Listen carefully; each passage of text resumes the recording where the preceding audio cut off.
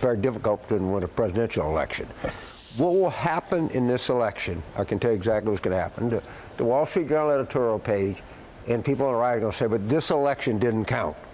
She really didn't win because she beat Trump, who wasn't Republican, so we have to wait. So she really shouldn't appoint anybody to the Supreme Court. We need to wait to have a real election in 2020. I can already tell you this is exactly what's going to happen.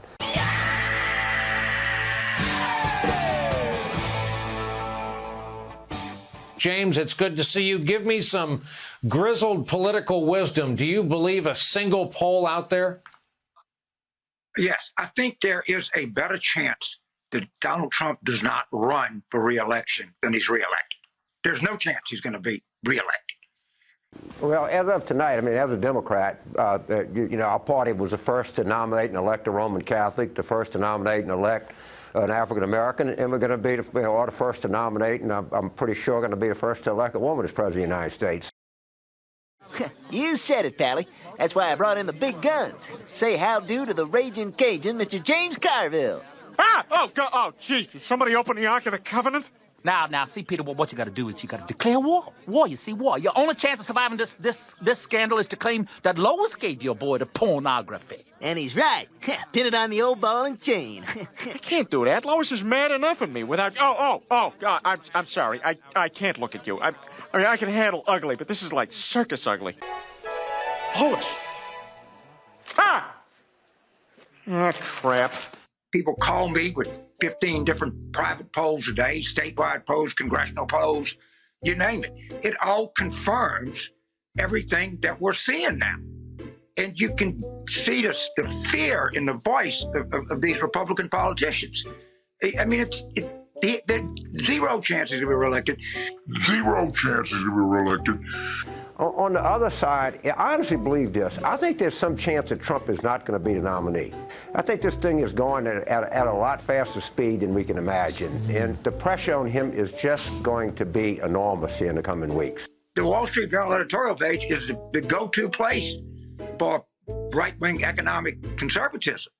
It's gone, and somebody's going to have to go tell this guy, look, you just can't risk the humiliating defeat that's going to come your way.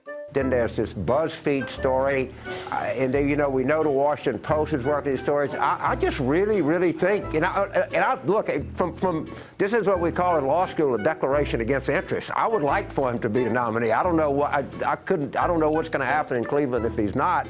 But I honestly believe, and I've been sort of texting and talking to a lot of political people back and forth, and they don't think I'm crazy. They think there's some chance this could happen like this. The Republican Party can't continue in this direction. They got to think of something different. I mean that. I'm serious. I'm going to play for you. Thought about what I was going to say. I knew what I was saying. James, it's Chris. Chris Matthews. I'm trying to figure out what do you think's happening with Trump, because it looks like there's something. Is he like a rock star that's got at his zenith that he can't handle it? What do you think's going on with the guy? Chris, you've covered a lot of campaigns, and what people are telling me, and these are not necessarily Democrats, these are journalists and people watching it, there is no such thing as the Trump campaign. People are just saying there's no such thing as the Trump campaign. There's 4 advanced men in him, and that's kind of it. And nobody else can say or make a decision or do anything. And they're not in any way, shape, or form equipped to deal with this. And even the most ardent Republicans I know will tell me the same thing, that there's no such entity as the, quote, Trump campaign, unquote. I'm going to play for you what Trump said about Biden tonight. We'll talk about it on the other side. Sure. Here's a guy doesn't talk.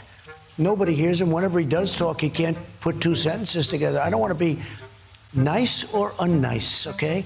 But, I mean, the man can't speak. And he's going to be your president because some people don't love me, maybe.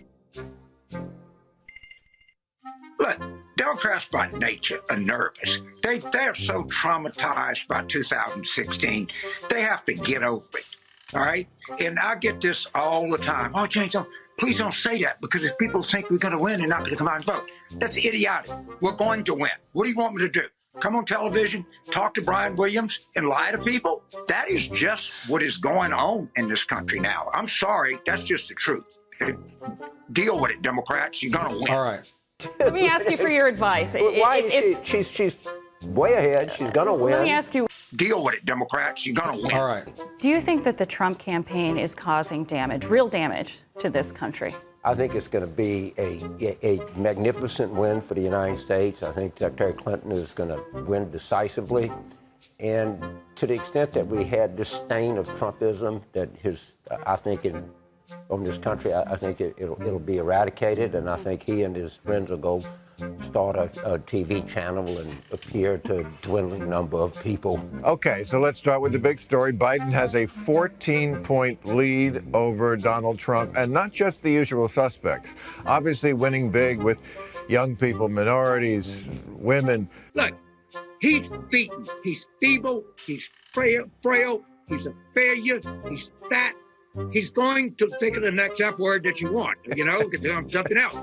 The question is not just to beat Trump, we have to eradicate Trumpism. We can beat Trumpism. Trump beaten. Forget it. He's done. No chance. He went on an apology tour because, frankly, he's losing. He's gotten slapped around pretty good by Hillary Clinton. And so he has some undefined thing that he's sorry for something that he won't say. And you know what? He's a loser. Have now confirmed that Secretary Clinton has conceded to Donald Trump. This concession took place in a phone call. We anticipate just moments ago. He's losing, and he knows he's losing. But could he still win? I mean, could he still change minds? I mean, there are still some Republicans. I mean, your wife, Mary Matlin, is a former Republican strategist. She has described herself as a provisional Trump and a never Hillary. Is she the type of voter that he could turn? I'm going to leave my wife. Trump transcends politics more than the Republicans do. He stands up, he fights. He exposes hypocrisy. He exposes double standards.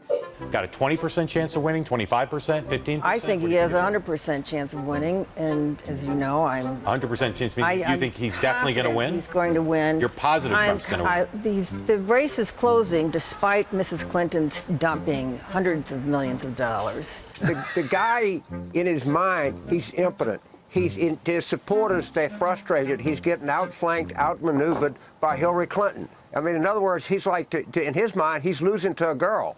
He can't believe it. And so what's he do? What's his reaction? His little stubby hands are out there flailing away, saying every ridiculous thing that anybody can come up with. We haven't heard from the task force in over a week as it is. On days when the president suggests maybe injecting disinfectant or inserting UV light where the sun normally don't shine, should there be some reaction? It don't matter. If the Dow was 35,000, he's not going to win. He wasn't going to win when unemployment was 3.5%. He's certainly not going to win now. But the idea is not just to beat him. It is to end the scourge of Trumpism in this country forever. Donald Trump came, thank you, Donald Trump. He gave $100,000 to a church in Greenville Springs, which was very effective. Thank you, Donald Trump. He looks small. He looks like a loser. He's weak. Yeah. He's down in the polls. He's not doing well. And what's his reaction? Is he just flails away out there. In a country that kind of wants change, you cannot be any more change than Donald Trump is. My suggestion for the slogan is Joe Biden, because it's time for a change. I mean, that's just and take the word change and ascribe it to anything that you want. But that is what this country is looking for. They are looking for change. And in a country that kind of wants change, you cannot be any more change than Donald Trump is. Joe Biden, because it's time for a change.